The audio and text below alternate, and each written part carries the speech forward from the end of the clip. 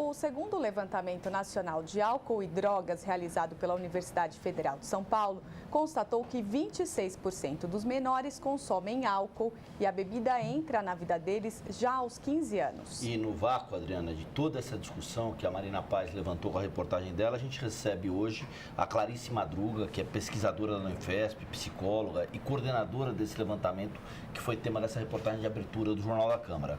Clarice, boa tarde, é um prazer tê-la conosco. Boa tarde. Qual é a avaliação que você faz desses números que, a princípio, parece que chocam?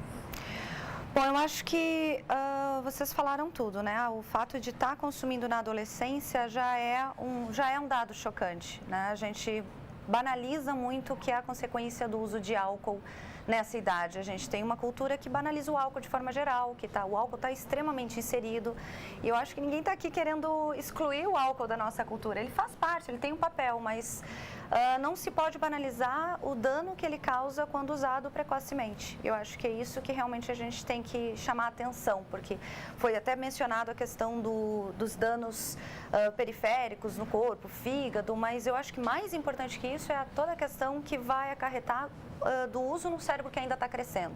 Né? Aumento de chance de desenvolver depressão, aumento de chance de desenvolver transtornos de ansiedade, e são mudanças que vão acontecer permanentes para o resto da vida desse indivíduo que consome tão cedo. Agora, o que mais chamou a atenção nesses números?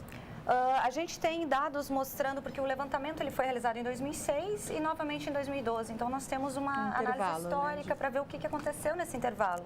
E o que a gente observou foi o consumo das meninas muito aumentado, e isso realmente se destacou. A gente teve quase 30% de aumento de consumo entre meninas. Então, assim, não existe... Dos meninos manteve. Mais ou menos semelhante. E o que aconteceu era que a diferença entre consumo de meninas e meninos era assim e agora está assim. Então, teve um grande aumento, as meninas estão alcançando os meninos. E o tipo de consumo mudou também.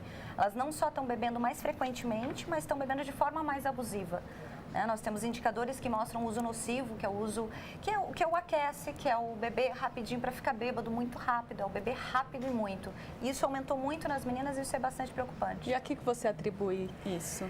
Acho esse aumento entre as meninas? É um conjunto de fatores. Eu acho que a gente está numa mudança social, né? Do papel da mulher, independência, o que são muitas coisas positivas, mas que traz com essa mudança um efeito colateral que não se está se atentando ao que se deveria, trazendo campanhas, esclarecendo os danos, esclarecendo quão é severo as consequências desse uso tão precoce.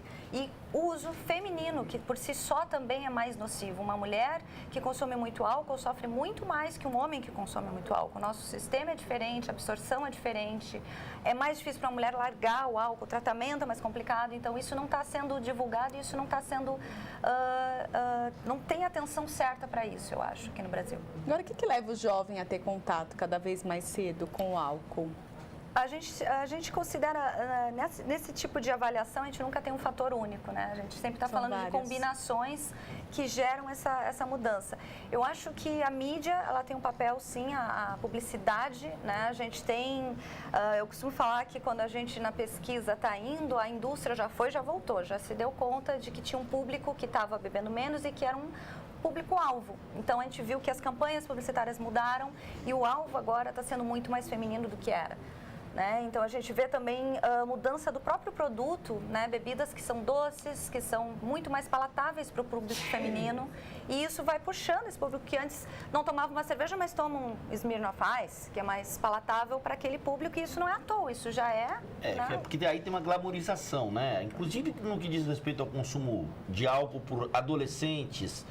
Tem aquela questão, jogo do Brasil, vou deixar minha filha tomar uma cerveja. Abre-se um precedente? Com certeza, eu acho que é exatamente o que eu estava falando, é a banalização, é achar que, porque eu tomo a minha cerveja, eu não estou tendo nenhum transtorno, a minha filha de 15, 16 anos, que já é tão adulta para tantas coisas, o que é fato, também pode beber um pouquinho. Eu acho que falta o conhecimento de saber o que acontece com o cérebro com o consumo nessa idade. Vai aumentar a chance dessa menina ou desse menino desenvolver dependência química, e não só do álcool, mas de outras drogas, né? Vulnerabiliza para dependência de forma geral. Mas aí o problema central está dentro de casa? Eu acho que a gente está numa cultura que banaliza e que dentro de casa, o consumo dentro de casa é um grande fator de risco para esse público. Eu acho que sim, a gente não está mais do que a mídia, atentando. mais do que as propagandas. Acho que vem tudo junto. Mas eu acho que no trabalho de prevenção a gente não controla a indústria, né? A gente está mostrando agora na Copa, a política, o quanto que a gente não tem controle sobre uma indústria tão forte. Mas se a gente tivesse trabalhos de educação, de esclarecimento, de mostrar, olha, não é simples assim uma menina de 15 anos estar bebendo junto com os pais na janta. E eu acho que se isso houvesse, se esse trabalho houvesse, a gente conseguia ter um belo de um resultado. Eu acho que não está acontecendo. Vamos lá, pontualmente para a gente finalizar. O que é que o poder público faz e o que é que ele deveria fazer diante de números que estarrecem? A gente abriu o Jornal da Câmara falando que são 11 milhões de brasileiros que têm contato com álcool na infância. Né? O que é que o poder público faz e o que é que ele deveria fazer? Não existe nenhum tipo de regulamentação, né? A gente tem uma lei, como sempre no Brasil a gente está nesse problema, né? A nossa lei, ela é boa, ela é apropriada, mas ela não é fiscalizada, ela não é regulamentada. Então, eu acho que o primeiro passo seria a fiscalização.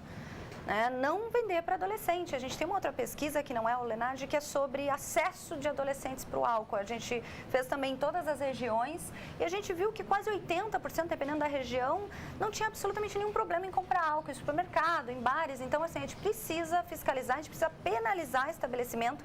São Paulo é um exemplo que houveram mudanças, existe uma fiscalização mais acirrada, mas se a gente falar de Brasil como um todo, a gente está engatinhando, a gente precisa realmente fiscalizar. E a Copa do Mundo é um evento que contribui para o aumento, né? É um exemplo e outra, a gente inclusive teve um encontro na Unifesp falando só sobre isso, a gente teve pesquisadores da Organização Mundial da Saúde, de vários centros que vieram para o Brasil assustados com o quanto a política, o governo está abrindo para a indústria e não está regulamentando de nenhuma forma.